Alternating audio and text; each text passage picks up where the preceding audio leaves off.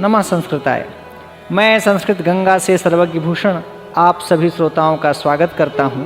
तो आइए हम गुरुदेव के श्री चरणों में निवेदन करते हैं कि आदरणीय गुरुजी प्रोफेसर गिरिजा शंकर शास्त्री जी गीता का अगला पाठ हम सब लोगों को बताएं। नमः संस्कृताय। पुनः अगले श्लोक में भगवान ने कहा, असत्यम प्रतिष्ठम ते जगदाहुरनीश्वरम अपरस्पर संभूतम किमन्यत् काम हेतुकम। भगवान ने कहा कि ये जो आसुरी संपत्ति के लोग हैं ते मने वे आसुरी प्रकृति वाले मनुष्य आहु मने कहते हैं। क्या कहते हैं कि जगत अप्रतिष्ठम, इस जगत की प्रतिष्ठा नहीं है। यह जगत आश्रय रहित है। आश्रय रहित है का अभिप्राय यही है कि यह स्वाभाविक रूप से सब कर्म सब कार्य अपने ढंग से चल रहे हैं, इसका नियंत्रण करने वाला कोई नहीं है। और यह जगत जैसे दैवी संपत्ति के लोग मानते हैं कि ईश्वर इसका नियामक है, वही जगत का सृष्टा है, ईश्वर ही जगत की रक्षा करता है, संहार भी उसी के द्वारा संपन्न होता है। तो ये दैवी संपत्ति के लोग मानते हैं और यही वेद शास्त्र पुराण सभी कहते हैं। जगत की प्रतिष्ठा में और कोई नहीं, साक्षात नारायण ही हैं, उसी के आश्रय से जगत चल रहा है, ऐसा सब मानते हैं। कौन मानते हैं? दैवी संपत्ति के लोग। लेकिन जो आसुरी संपत्ति के आसुरी प्रकृति वाले लोग हैं वो कहते हैं जगत अप्रतिष्ठम, इस जगत की कोई प्रतिष्ठा नहीं है, माने इसका कोई आश्रय नहीं है, बिना परमात्मा के ये जगत चल रहा है। इसीलिए ऐसे लोग अनीश्वरवादी कहे जाते हैं। अथवा ये कहते हैं इनको कि ये नास्तिक ही होते हैं, इनको ईश्वर की सत्ता में किसी प्रकार का विश्वास नहीं रहता। इनका एक ही मात्र कथन है कि जगत अप्रतिष्ठम असत्यम, ये जगत अप्रतिष्ठित है और असत्य है। असत्य बने झूठा है। तो जगत झूठा है, जगत मिथ्या है, ये बात तो शंकराचार्य भी कहते हैं, भगवान शंकराचार्य कि ब्रह्म सत्यम जगन मिथ्या। लेकिन ब्रह्म सत्यम जगन मिथ्या का जो भाव भगवान शंकर का है वह इन आसुरी संपत्ति वालों का नहीं है। भगवान शंकराचार्य कहते हैं कि ये जो जगत है वह असत्य प्रतीत होता है। तो वो प्रतीत होने के लिए तीन प्रकार की बात कहते हैं, एक पारमार्थिक सत्य, एक प्रातिभाषिक सत्य और एक सत्य ऐसा है जो व्यवहारिक सत्य होता है।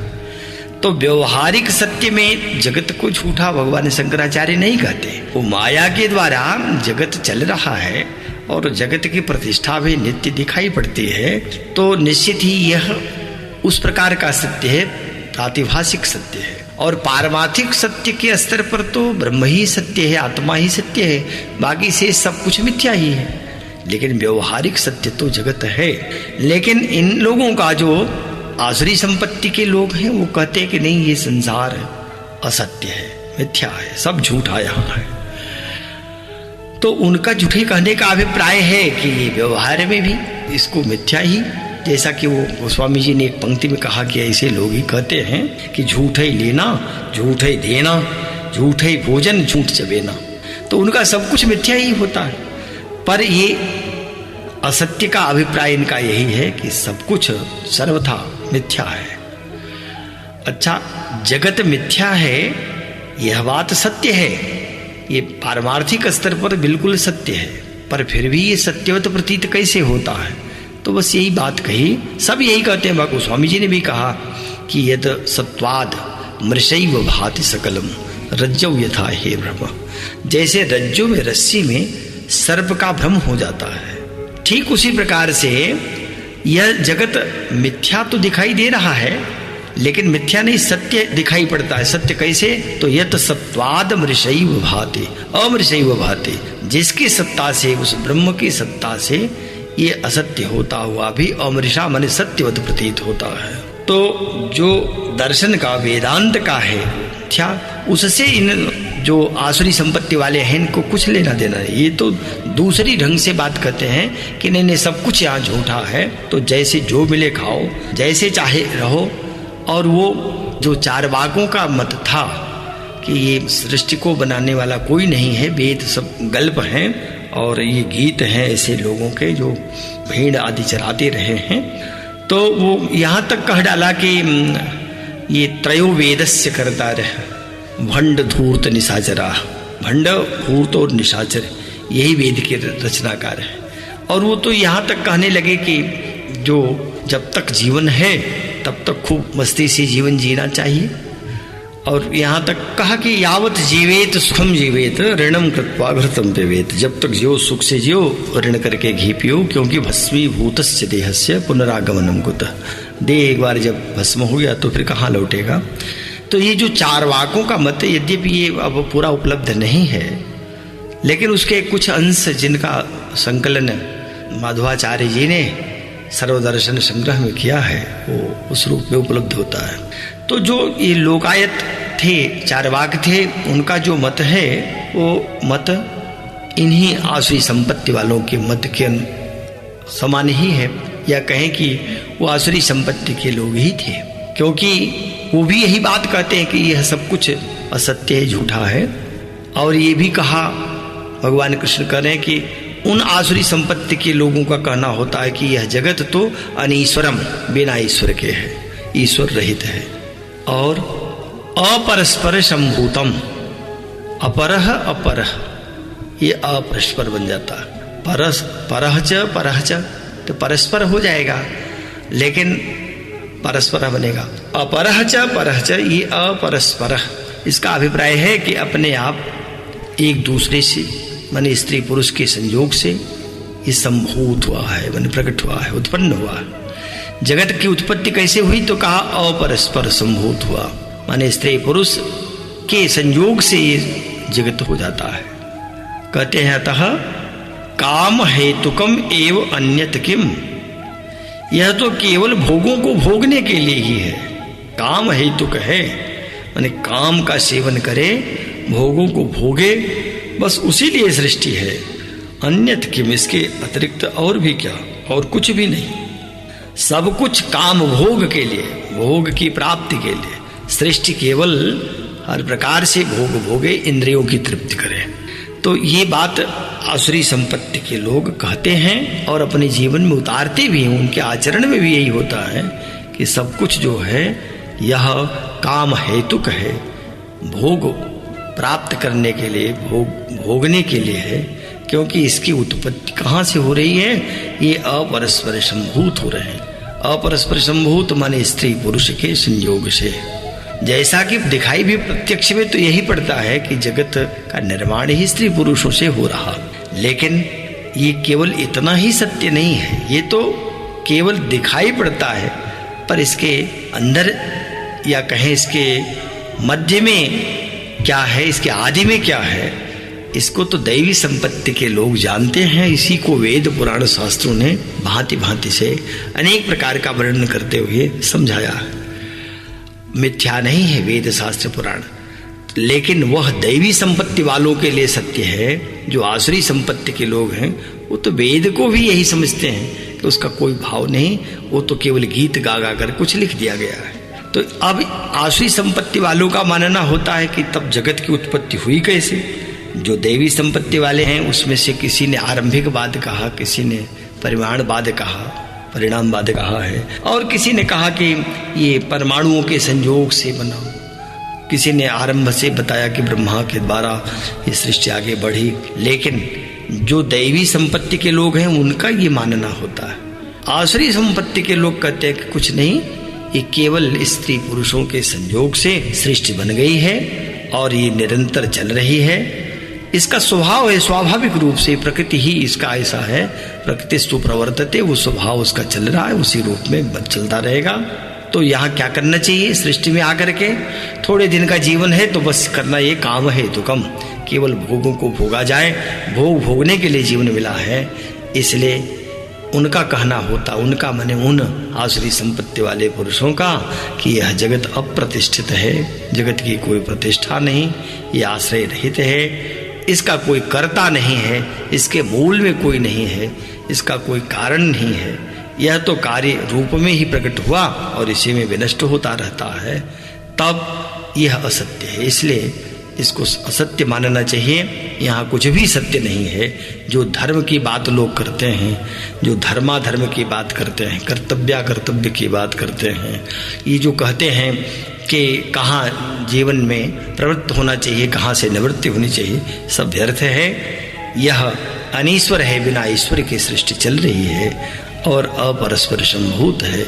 अपने आप ही इसकी उत्पत्ति हुई, अपने आप स्त्री पुरुषों के संयोग से इसकी उत्पत्ति हुई और यह केवल भोग भोगने के लिए है। कहते हैं कि अन्यत किम, माने इससे अतिरिक्त और कुछ भी नहीं है। तो यही इसका मूल है। ये मानते हैं आसुरी संपत्ति के लोग। उनकी दृष्टि में फिर आगे कहा कि वो इतना ही नहीं, आगे कहते हैं अगले श्लोक में भगवान ने कहा कि एताम दृष्टिमवस्तभ्यम नष्टात्मानोल्पबुद्धयः प्रभवन्त्युग्रकर्माणः क्षयाय जगतो हिता। कहा कि इस प्रकार एता माने इस, दृष्टि माने मिथ्या ज्ञान को, अवस्तभ्य माने अवलंबन करके, आश्रय लेकर के, नष्टात्मान नष्ट हो गया है स्वभाव जिनका, तथा अल्प बुद्धय, अल्प माने मंद है बुद्धि जिनकी, ऐसे वे लोग अत्यंत मंद बुद्धि वाले जो आसुरी संपत्ति के लोग हैं, नष्टात्मान जिनका स्वभाव बिगड़ गया है, नष्ट हो गया स्वभाव जिनका, वे इसी मिथ्या ज्ञान का आश्रय लेते हैं। दृष्टि मुझके लिए शब्द दिया कि इसी मिथ्या ज्ञान को, कौन मिथ्या ज्ञान, जब कहते हैं कि जगत अनाश्रित है, इसका आश्रय देने वाला कोई नहीं है, इसकी कोई प्रतिष्ठा नहीं है, ये झूठा है, बिना ईश्वर के है, स्त्री पुरुषों के संयोग से ही इसका निर्माण होता रहता है और ये केवल भोग भोगने के लिए है। तो यह उनकी जो दृष्टि है, यही मिथ्या ज्ञान है। इस मिथ्या ज्ञान को इसी का अवलंबन करके, अवस्तभ्य माने आश्रय लेकर के, अवलंबन करके, जिनका स्वभाव नष्ट हो गया है, बुद्धिमंद पड़ गई है, ऐसे नष्टात्माना अल्प बुद्धयः जना, ऐसे लोग अहिताः, अहिता माने अहित करते हैं, जगत का अहित करते हैं, सबका अपकार करते रहते हैं, सबको दुख देते रहते हैं। हित तो कभी किसी का करेंगे नहीं, पर अहित करते रहेंगे। उनसे जितना बनेगा दुष्टता पूर्वक हर कार्य में अवरोध करेंगे। और कोई बढ़िया कार्य करे, अगर धर्म का कार्य कर रहा हो, सत्य के मार्ग पर चल रहा हो, तो उसको अधिक से अधिक दुख देने के लिए पीछे पड़ते हैं। तो ये इनकी प्रवृत्ति ही ऐसी ही हो जाती है कि यज्ञ अनुष्ठान आदि बंद करना, रोक देना, जहाँ धर्म की चर्चा हो, जहाँ कीर्तन भजन भगवान का हो, जहाँ गो ब्राह्मण की सेवाएं हो, उनको विनष्ट करने पर तुल जाते हैं। तो ये लोग आसुरी संपत्ति के लोग सबका अपकार करते रहते हैं। और उग्र कर्माण, ये उग्र कर्मा होते हैं। उग्र कर्मा माने क्रूर कर्मा, कठोर कर्म करते हैं, ऐसे क्रूर कर्म करते हैं जिससे सज्जनों का हृदय कांप जाता है। कभी किसी के घर को आग लगा देना, विष दे देना, किसी को हत्या कर देना, और जितने भी कठोर कर्म हैं, उग्र कर्म हैं, दारुण कर्म हैं, उन कर्मों में ही इनकी प्रवृत्ति होती है, उसी में लगे रहते हैं। ये जगतः क्षयाय प्रभवन्ति, भगवान कहते हैं कि ये जगत के क्षय के लिए ही होते हैं। इनका जन्म ही हुआ है जगत का नाश करने के लिए। प्रभवन्ति माने पैदा होते, प्रकट होते। तो जब इनका जन्म हुआ तो जन्म लेकर के ही मानो इन्होंने जगत का भार बढ़ा दिया। और जगत का कैसे विनाश हो तो ये खोजते हैं। जो आसुरी प्रकृति के लोग हैं उनसे तो मैत्री करेंगे, जो संत हैं, महात्मा हैं, जो साधु जन हैं, सदाचारी हैं, तो उनको पीड़ा देते हैं। और भगवान कहते हैं इतना ही नहीं, जगतः क्षयाय प्रभवन्ति, ये जगत के क्षय पर भी उतारू हो जाते हैं कि संसार को हम कैसे विनष्ट करते हैं। तो इन लोगों का जो कार्य है उसी को बताते हुए भगवान ने इस श्लोक में कहा कि ये जो आसुरी संपत्ति के लोग हैं, जब इनके ज्ञान में यह आ जाता है कि जगत की कोई प्रतिष्ठा नहीं है, यह संसार अनाश्रित है और यह मिथ्या ही है, यह बिना ईश्वर के चल रहा है अपने आप ही स्त्री पुरुषों के संयोग से उत्पन्न है तो केवल भोगना चाहिए, भोग ही सब कुछ है, इंद्रियों की तृप्ति करते रहना चाहिए। ऐसे लोगों को जो ये ज्ञान होता है, इस मिथ्या ज्ञान का ही वो आश्रय ले लेते हैं और इसी को समझते हैं कि हम ही सत्य जानते हैं, बाकी सारे लोग ठीक नहीं जानते। तो इसको जान करके, इसका आश्रय ले करके अपने स्वभाव को तो विनष्ट करते हैं, साथ में इनकी बुद्धि अत्यंत मंद होती है, ये सत्य सत्य का विवेक नहीं रह जाता, ये सब का हित करते फिरते हैं, उग्र कर्मा होते हैं, क्रूर कर्मी। ऐसे आसुरी संपत्ति के लोग, इनका जन्म ही जगत के संशय के लिए, जगत के नाश के लिए होता है। तो ये जगत का विनाश करते रहते हैं। प्रायः ये जो असुरों का स्वभाव बताया जाता है वेदांत में, वेद पुराणों में विशेष करके देवताओं का स्वरूप भी बताया गया और जो असुर हैं उनका भी स्वरूप बताया गया। तो भगवान यहाँ संक्षेप में पहले तो दैवी स्वरूप को बताया, अब विस्तार पूर्वक आसुरी संपत्ति वाले पुरुषों को बताते हुए कह रहे हैं कि ये जो आसुरी संपत्ति के लोग हैं, एक प्रकार से इस जगत का विनाश करने के लिए, माने धर्म को विनष्ट करने के लिए ही पैदा होते हैं और इनका स्वभाव ही क्रूर कर्मा होता है, दुनिया का, संसार का हित करते रहते हैं, मंद बुद्धि के होते हैं, सदाचारी नहीं हो सकते। तो ये मिथ्या ज्ञान के सहारे इस जगत में आकर के पृथ्वी के भार बने रहते हैं। ये बात भगवान ने यहाँ कही। पुनः अगले श्लोक में भगवान ने कहा, काममाश्रित्य दुष्पूरम दंभमानमदान्विताः मोहात् गृहीत्वा सद्ग्राहान् प्रवर्तन्ते असुचिव्रताः। भगवान ने कहा कि और वे जो मनुष्य, ये दो प्रकार के ही मनुष्यों के स्वभाव को भगवान ने बताया, एक आसुरी स्वभाव वाले, एक दैवी स्वभाव वाले।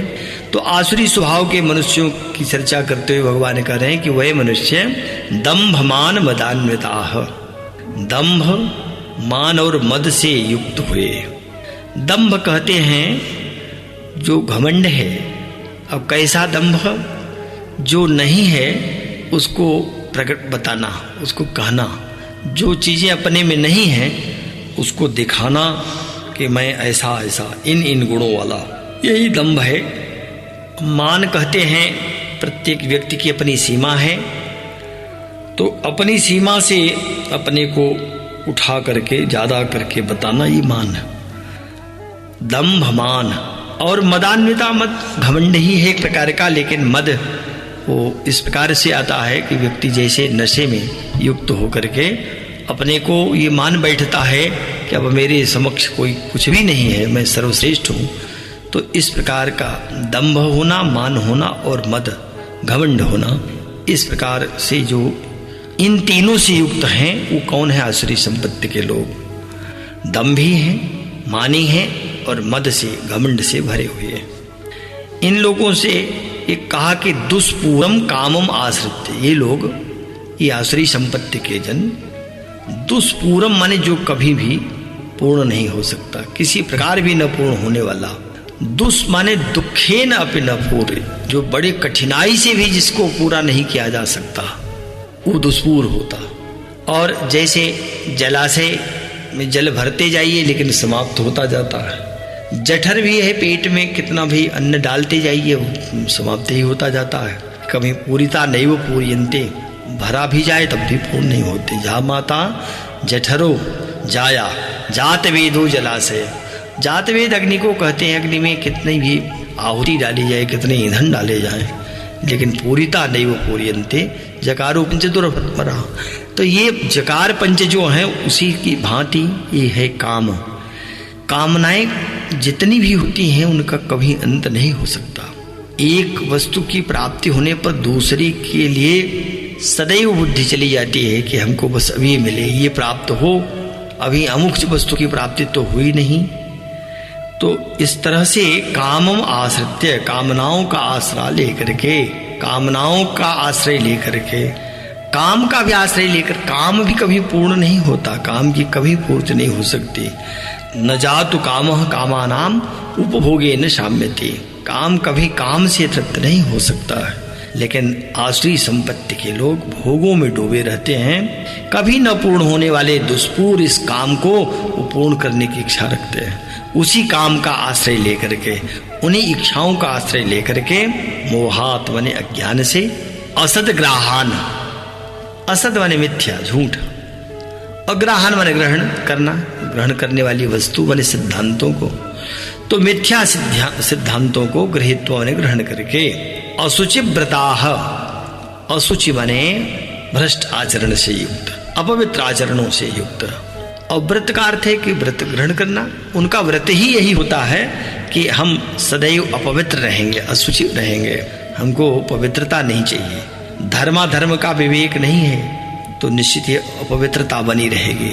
तो भगवान ने कहा कि ऐसे असुचि व्रता माने भ्रष्ट आचरण से युक्त जो संसार में आसुरी संपत्ति के लोग हैं, कहा वो प्रवर्तन्ते वर्तते हैं। अब क्या वर्तते हैं इसका तो अन्वय आगे के उससे श्लोकों से होगा, पर भगवान ने कहा कि उनका जो जीवन चलता है, जीवन होता है, ऐसे जो आसुरी संपत्ति के लोग हैं वो दंभमान मदान्विताः, दंभ से, घमंड से, मान से और मद से सदैव अन्वित रहते हैं, युक्त रहते हैं, जुड़े रहते हैं। इनमें कभी भी दंभ का अभाव नहीं होता। दंभिन निज मत कल्पे करी प्रकट किए बहुपंथ, दंभियों का जहाँ समाज जुड़ता है तो ये अपना अपना मत बना करके अनेक रास्ते बना देते हैं, अपना मत इकट्ठा करते हैं कि ऐसे मार्ग से चलना चाहिए। दंभ से लोग अपना एक मार्ग निश्चित कर देते हैं। और मान का अर्थ ये है कि अपने घेरे में न रहकर जो उससे ऊपर जा रहे हैं वो मानी, मैं सबसे बड़ा हूँ, मेरा ही संसार में सबसे मान है। तो इस प्रकार का जिसे अपने घेरे की, अपने सीमा की का बोध नहीं है, वो आसुरी संपत्ति के लोग हैं। और मदान्विताः, हमेशा मद से घूर्णित नेत्र वाले, जैसे मद कहते ही हैं जो मादक मद ही पिए, तो ऐसे संसारी जन कभी भी पूर्ण न होने वाले दुष्पूर। दुष्पूर का अर्थ है कि भरा जाने पर भी, प्राप्त हो जाने पर भी अतृप्त रहे, कभी पूर्णता को प्राप्त न हो, ऐसे कामम आश्रित्य, कामनाओं का आश्रय लेकर के, कामनाओं का आश्रय लेकर के, मोहात, मोहवश, मोह माने अज्ञान ही है, और मोह वही, मोह वैचित्य धातु है, माने बिल्कुल उल्टी खोपड़ी, उल्टी बुद्धि। सत्य क्या है उसके विपरीत समझना ये अज्ञान है। तो उसी अज्ञान से, उसी मोह से असदग्राहन, जो मिथ्या सिद्धांत हैं उनको गृहीत्वा ग्रहण करके असुचि व्रताः प्रवर्तन्ते, हमेशा भ्रष्ट आचरणों से युक्त रहते हैं। तो भ्रष्ट आचरण करने वाले जब एक बार जिनका पतन हो जाता है तो भ्रष्टस्य कान्या गति है, उस भ्रष्ट की और अन्य कोई गति नहीं रह जाती। इसीलिए संस्कृत का एक कवि कहता है कि पूछा, किसी ने देखा कि ये भिक्षा मांगने वाला भिखारी ये मांस सेवन कर रहा है, तो कहा कि भिक्षुर मांस निषेवणम प्रकुरुषे, अरे भिक्षुक मांस खाता है। तो उसने कहा कि हाँ, किम तेन मद्यम, बिना खाता हूँ पर मद्य मिलता है तो उसमें हमको और तृप्ति होती है। कहा मद्यम चापि तब प्रिय, मद्य भी तुम्हें प्रिय है? तो उसने कहा हाँ, लेकिन वह भी वारंगना भी, वारंगनाओं के साथ मद्य और मांस का तो एक अपना अलग आनंद है। तो आश्चर्यचकित होता हुआ इस व्यक्ति ने पूछा कि अच्छा, तुम्हें वारंगनाएं प्रिय हैं, तो वारंगनाओं को तो धन प्रिय होता है, उन्हें तो पैसा चाहिए। तासाम अर्थ रुचि कुतस्तव धनम, उन्हें तो धन में रुचि है, तुम्हें धन कहाँ से मिलता है? भीख मांग कर तो भोजन पाते हो, तो कुतस्तव धनम, धन तुम्हारे पास कहाँ से आता है? तो उस भिखारी ने उत्तर दिया कि चौरेण द्योतेन वा, या तो मैं चोरी कर लेता हूँ अथवा जुआ खेलता हूँ। तब पूछा आश्चर्यचकित होता हुआ कि अच्छा, चौर द्यूत परिग्रहो भी भवताम, आप चोरी और जुआ भी खेलते हैं? तब उस भिखारी ने उत्तर दिया कि हाँ, भ्रष्टस्य कान्या गति, जब भ्रष्ट हो ही गए तो अब दूसरी क्या गति हो सकती है। इसीलिए जो भ्रष्टता का आचरण है वो अपवित्रता में आती है, और जब एक बार गंदगी व्यक्ति में आ जाती है तो उससे उबर नहीं पाता। इसीलिए कहा कि यथा ही मलिनै वस्त्रै यत्र तत्रोपविश्यते, अगर मलिन वस्त्र है, गंदे वस्त्र वाला जिस भी गंदगी में बैठ जाता है उसको गंदगी का बोध नहीं होता। स्वच्छ वस्त्र वाला अगर एक बार भी जरा सा भी गंदगी उस वस्त्र में आई तो तुरंत झाड़ने का यत्न करता है कि गंदा न हो। तो कहा कि यथा ही मलिने वस्त्रै, जैसे मलिन वस्त्रधारी यत्र तत्रोपविष्टते, जहां कहीं बैठ लेता है, एवं चलित वृत्तस्तु, इस प्रकार जिसका वृत्त चरित्र जिसका चल गया बिगड़ गया वो वृत्त से सम न रक्षति, बाकी अपने बचे हुए चरित्र की रक्षा नहीं कर पाता। तो ये जो भ्रष्ट आचरण वाले हैं असुचित व्रता, इन लोगों का तो व्रत ही जीवन का हो गया कि हम जितने से जितने अधिक से अधिक भ्रष्ट ही आचरण करेंगे। तो वो व्रत लेकर के चलते हैं, संसार में उनका प्रवर्तन उनका वर्तन ही इस प्रकार से होता है। वो हमेशा असदग्राहान होते हैं, मिथ्या सिद्धांतों को ग्रहण करते हैं, मोह में डूबे रहते हैं, हमेशा उल्टी बुद्धि रहती है, अच्छी बात को वो ठीक न समझ करके उसके विपरीत आचरण करते हैं। और वो क्या करते हैं, कामम आश्रित्य, सदैव भोगों में डूबने का यत्न करते हैं। और ये भोग ऐसा है, काम ऐसा है जो दुष्पूरम है, ये कभी पूर्ण होता ही नहीं। काम की पूर्ति कभी नहीं हो सकती। क्षण भर के लिए अगर कभी तृप्ति हुई तो नए नए काम आते रहते, नए नए विषय भोग आते रहते हैं। और जो विषय हैं, इंद्रियां हैं, ये बहिर्मुखी हैं और ये विषयों में हमेशा भागती रहती हैं। इसलिए यह जो काम है दुष्पूर है। तो इस दुष्पूर काम का आश्रय लेकर के दंभ मान और मद से भरे हुए, इनसे युक्त जो आश्रय संपत्ति के लोग हैं, उनकी ये संसार में ऐसे ही प्रवृत्ति होती है। पुनः अगले श्लोक में भगवान ने कहा कि जो इस प्रकार के आश्रय संपत्ति वाले लोग हैं, चिंताम परिमेयाम च प्रलयांताम उपाश्रिताः कामोपभोग परमा एतावदिति निश्चिताः। भगवान ने कहा कि प्रलयांताम माने जब तक प्रलय हुई, प्रलय होने का अभिप्राय मरण पर्यंत, मृत्यु होने तक। तो एक बार मृत्यु होगी माने जब तक सृष्टि विनष्ट होगी तब तक, माने जब तक वो चलते रहेंगे, आवागमन का बंधन होता रहेगा, संसार में बंधे रहेंगे। तो प्रलयांत तक माने मरण पर्यंत, मृत्यु पर्यंत रहने वाली अपरिमेयाम, अपरिमेय माने अनंत, जिसका कोई अंत नहीं है, ऐसी चिंता को, अपरिमेयाम चिंताम, अनंत चिंताओं को, एक चिंता नहीं है, न जाने कितनी चिंताएं घर कर गई है। और कब तक, जब तक मृत्यु नहीं हो जाएगी तब तक उनको वो चिंता घेरे हुए है। उस चिंता को उपाश्रिता माने आश्रय किए हुए, आश्रय लिए हुए, च और कामोपभोग परमा, विषय भोगों को भोगने में लगे हुए। एतावत इतना मात्र ही, कहते हैं कि इतना ही सब कुछ है, इतना ही आनंद है, इति निश्चिता, ऐसा वो निश्चित कर लेते हैं, ऐसा ही मानते हैं। वो कौन, आसुरी संपत्ति के लोग। तो उनकी एक तो अनंत काल तक चलने वाली जितनी चिंताएं हैं, उन चिंताओं को वो उनको घेरे रहती चिंता हमेशा। एक कार्य तो ठीक है, एक बार में एक कार्य भी हो तब भी ठीक है, पर एक साथ ही अनंत चिंता, अनंत कामनाओं को ले बैठे रहते हैं। और ये यद्यपि दृष्टांत ही है, लेकिन इससे एक संदेश तो मिलता है, एक प्रेरणा तो मिलती है। सुना था कि कहीं किसी सेठ ने अपने मुनीम से कहा कि मुनीम जी पता करें कि हमारे खाते में या हमारे घर में हमारी संपत्ति कितनी है, हम लोग कितनी पीढ़ी तक इसको सेवन कर सकते हैं अगर आज के बाद से इनकम हमारी बंद हो जाए। तो मुनीम ने कहा कि कुछ समय लगेंगे, महीने भर का समय दीजिए। सेठ ने समय दिया और मुनीम जी जब हिसाब किताब करके महीने भर बाद आए तो उन्होंने कहा कि हमने गणना कर लिया है, आपकी पूरी इतनी संपत्ति है, आगे अब कुछ भी न किया जाए तब भी आपकी 7 पीढ़ियां, इतने ही एक व्यक्ति को इतने होते रहें तो 7 पीढ़ियां इस धन का उपभोग कर सकते हैं। बस इतना सुनना था कि कहते हैं सेठ जी को तुरंत हृदय पर आघात हुआ और प्राणांत हो गया, और वो अंत में कहते हुए मरे कि मेरी 8वीं पीढ़ी का क्या होगा।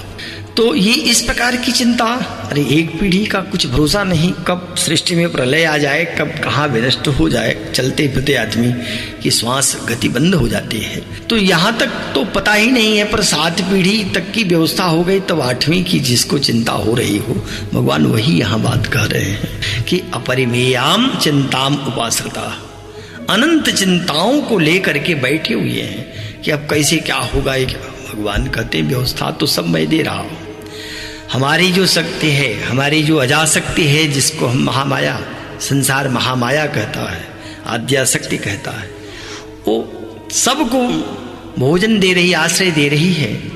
लेकिन इसके बावजूद भी लोग मुझ पर आशा न करके मुझ पर विश्वास नहीं करते। तो ठीक है, विश्वास नहीं करते, पर यह है कि अगर ऐसे लोग जो सांसारिक जन हैं केवल मुझे अनन्य भाव से भजते रहें, तो मैं उनके योगक्षेम को वहन करता रहूंगा। अनन्या चिंतयन्तो माम ये जनाः पर्युपासते, भगवान ने कहा तेषाम नित्याभियुक्ता नाम योगक्षेमं वहाम्यहम्, ये श्लोक पूर्व में आ चुका है। तो भगवान योगक्षेम का वहन तो करते ही हैं, फिर किस बात की चिंता। पर आसुरी संपत्ति के जो लोग हैं वो बिल्कुल इसको स्वीकार नहीं करते, भगवान को जब मानते ही नहीं, वो सृष्टि को ही अनीश्वरवादी कहते हैं। वो तो सृष्टि को कहते ही हैं कि ये अप्रतिष्ठित है, तब भला ये लोग कैसे मानेंगे। तो कहा ये आसुरी संपत्ति के लोग अपरिमेयाम चिंताम उपासता, अनंत चिंताओं का आश्रय लेकर के, प्रलयंताम, और उनकी चिंता ये मरण पर्यंत तक बनी रहती है। तब कामोपभोग परिमाम, वो विषय भोगों को भोगने में तत्पर होकर के उसी में लग जाते हैं। केवल विषय ही, विषय भोग ही उनके लिए सर्वस्व है, उसमें डूबे रहते हैं, आकंठ निमग्न रहते हैं।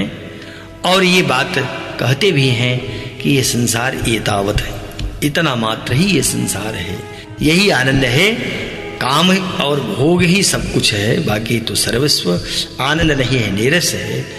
इति निश्चिता, ऐसा उनका निश्चय होता है, ऐसे वो मानने वाले होते हैं। इस प्रकार के जो आसुरी संपत्ति के लोग हैं, ये जब तक मृत्यु होगी तब तक रहने वाली अनंत चिंताओं का आश्रय लेकर के भोगों में डूबे रहते हैं, यही इनका जीवन होता है। ये बात भगवान ने इस श्लोक के माध्यम से समझाई।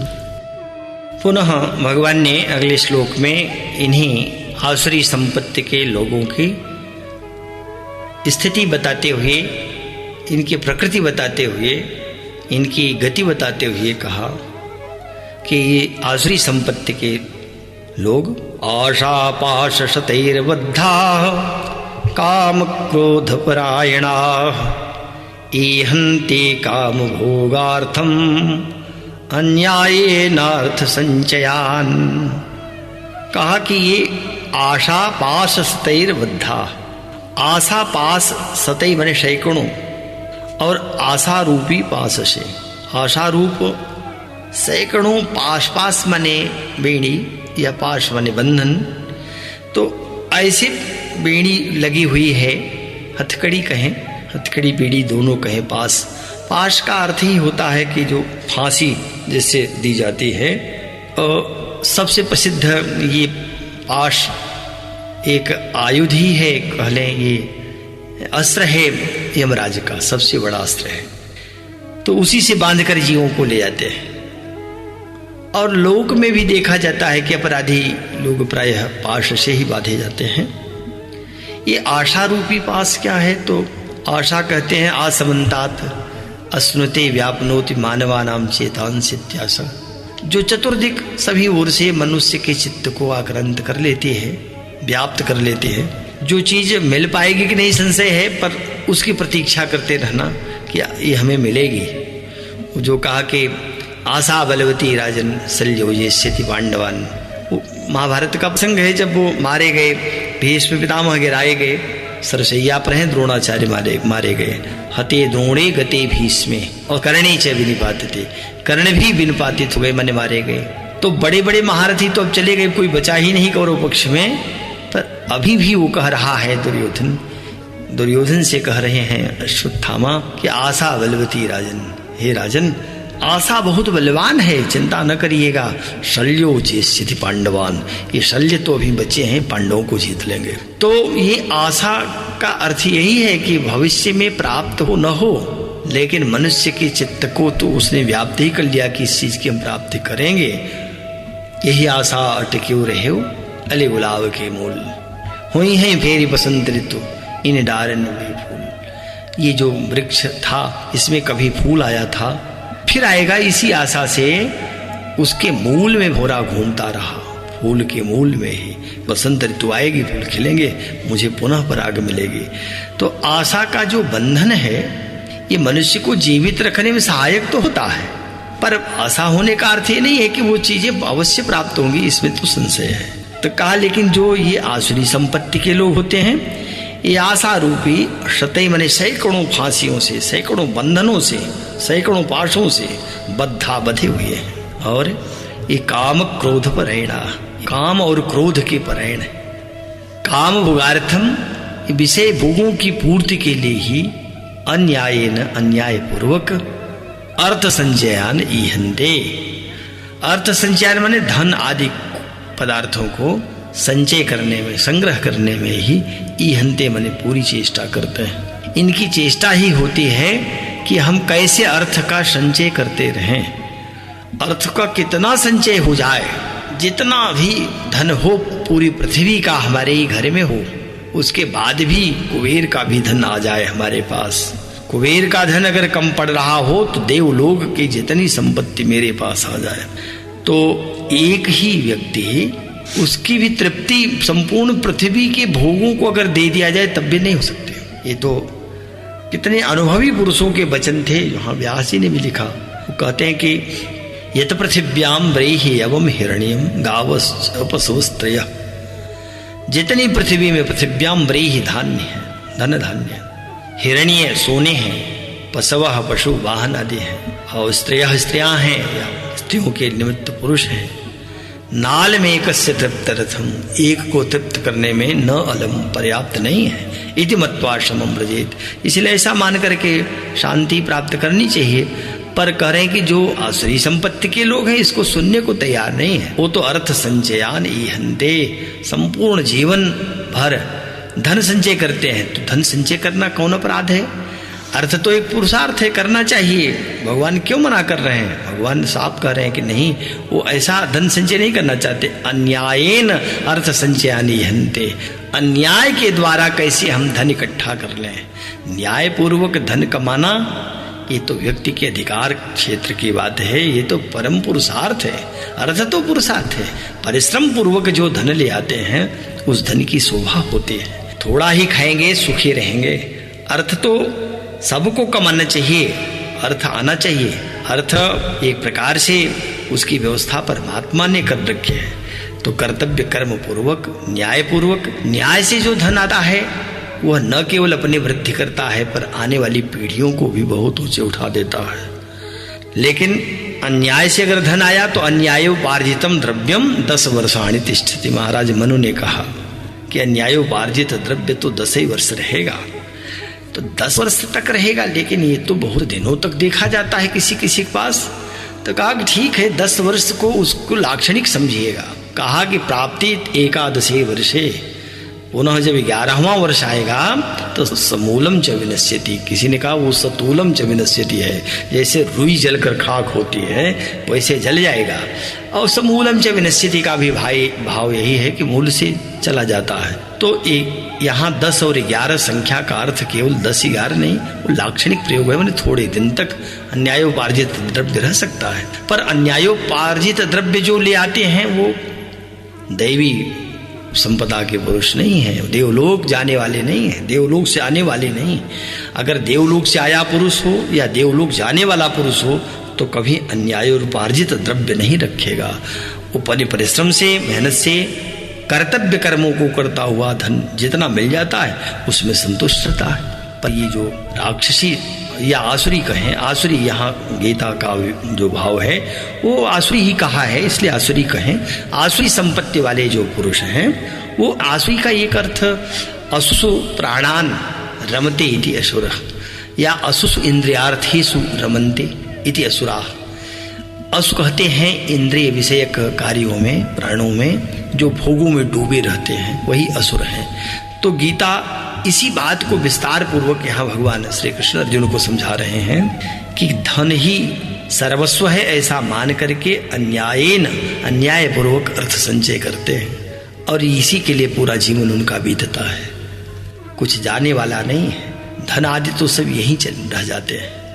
एक पृथ्वी जो वसुंधरा है उसका धूल का एक कण भी कोई लेकर जा नहीं सका, और जितना पृथ्वी पर ही छोड़ते हैं वो फिर पृथ्वी में बराबर हो जाता है। तो धनानि भूमौ पशवस्य गोष्ठे, धन तो भूमि में ही रह जाता है। पशु या वाहन अपने उसी गैरेज में वाहन रहेंगे, पशु गौशाला में। और भार्या गृहद्वारी, पत्नी घर के दरवाजे तक, पत्नी नहीं रही तो लोग छोड़ देंगे जो आत्मी लोग हैं, वो कहाँ जना स्मशान तक। देह चितायाम, ये देह भी चिता तक साथ देगी। परलोक मारे गए, लेकिन परलोक में क्या जाएगा तो कहा धर्मानुगो कर्मानुगो कक्षित जीव, एक जीव का कर्म ही उसके साथ चलता है। तो यहाँ भगवान कह रहे हैं कि लेकिन जो आसुरी संपत्ति के लोग हैं इन सब बातों से उनको क्या लेना देना। वो तो कहते हैं कि एक नहीं अनंत शत ही, यहाँ जो है वह भी बहुवचन है, तो एक शत नहीं अनंत कह लीजिए। तो आशा रूपी पास से जकड़े हुए हैं, बंधे हुए हैं और निरंतर काम क्रोध परायण है। जब काम आएगा तो क्रोध और लोभ तो स्वतः आ जाते हैं, काम के सब मित्र ही है। काम के आते ही क्रोध भी आता है, लोभ भी आता है। तो क्रोध आएगा तो वो अन्याय पूर्वक किसी का वध करेंगे, किसी का अपमान करेंगे, उसका अहित करेंगे। और जब काम आएगा तो केवल भोग में किसी प्रकार से भोग प्राप्त हो, न्यायपूर्वक न्यायपूर्वक तो प्राप्त होने वाला नहीं, तो अन्यायपूर्वक ही भोग में डूबे रहेंगे और अन्यायपूर्वक अर्थ संचय भी करते रहते हैं। ये इनके जीवन का लक्ष्य होता है। पुनः भगवान ने आगे कहा इस प्रकार से, इदमद्य मया लब्धम एवं प्राप्से मनोरथम इदमस्ति इदमपि मे भविष्यति पुनर्धनम। भगवान ने कहा कि और उन पुरुषों के विचार इस प्रकार के होते हैं, वो कहते हैं कि मया अद्य इदम लब्धम, मैंने आज ये प्राप्त कर लिया, ये मुझे यत्न से आज मिल गया, मैं अपने पुरुषार्थ से इसको लाया। एवं मनोरथम प्राप्त से, अब आगे इस मनोरथ को प्राप्त करूंगा। मनोरथ का अर्थ ही मन के रथ पर जो बैठ जाए। मन का रथ क्या होता है कि मन तो सदैव संकल्प विकल्प कर रहा है, एक क्षण भी बिना रुके उसमें निरंतर चिंतन होते रहते हैं, कोई न कोई मनोरथ चलता रहता है। अब मन का रथ यही है कि उस पर जब रथी सवार हो आत्मा, जीवात्मा, तो उसको नित्य नए भोग चाहिए, नित्य नए सुख चाहिए, नित्य नए आनंद चाहिए, नित्य नए कामों की इच्छा करेगा। तो कहा इस प्रकार से मनोरथम प्राप्त से, इस मनोरथ को और मैं प्राप्त करूंगा। मनोरथ करने वाला कभी भी उसके मन के अनुसार सारी चीजें प्राप्त होती हैं, उसको तो नहीं। या तो वह तभी प्राप्त हो सकती हैं जब कल्प वृक्ष के नीचे आ जाए, वह कामधेनु प्राप्त कर ले अथवा चिंता बड़ी मिल जाए। ये सब क्या है? भगवान ही परमात्मा के मिलने पर तो सब कुछ उपलब्धि है, सब कुछ तो उसी में उपदेशित है। लेकिन परमात्मा से आसुरी पुरुषों का कुछ लेना देना नहीं, वो तो मानते ही नहीं कि परमात्मा है। तब वो कोई एक चीज जिसके लिए यत्न किया मिल गई तो कहते मया अद्येदम लब्धम, मैंने आज इसे प्राप्त कर लिया। एवं मनोरथम प्राप्त से, भविष्य में अब इस मनोरथ को और भी पूरा करूंगा, प्राप्त कर लूंगा। मैं इदम धनम अस्ति, मेरे पास तो इतना धन है, मैं कितना बड़ा धनवान हो गया, मैं उद्योगपति, अरबपति, खरबपति हो गया, अथवा आप लक्ष्मीपति हो गया। तो वो अपने को लक्ष्मीपति भी मानने लगते हैं। मैं इदम धनम अस्ति, मेरा इतना धन, अरे इतना धन, उसी को देखकर संतोष, और अभी इतने से तृप्ति नहीं, अभी और बढ़ाना है, ऐसा कहकर पुनः अपि इदम भविष्यति, कहते ये धन अभी और इतना और हो जाएगा, इतना और हो जाएगा, माने उसकी सीमा कुछ है ही नहीं। तो भर्तृहरि ने एक ही श्लोक में पूरी बात कह डाली। उन्होंने कहा कि निहिसो वष्टि शतम, भर्तृहरि का श्लोक है नीति शतकम का। निहिसो माने एक पैसे नहीं थे, निहिसो माने एकदम निर्धन, दरिद्र, कुछ भी नहीं। वष्टि वो 1 रुपए की कामना किया, और वष्टि शतम अगर 1 रुपए वाला है तो वो शतम 100 रुपए की कामना करता है। शती 10 शतम, जिसके पास 100 रुपए हुआ 100 रुपए तो वो 10 100 रुपए।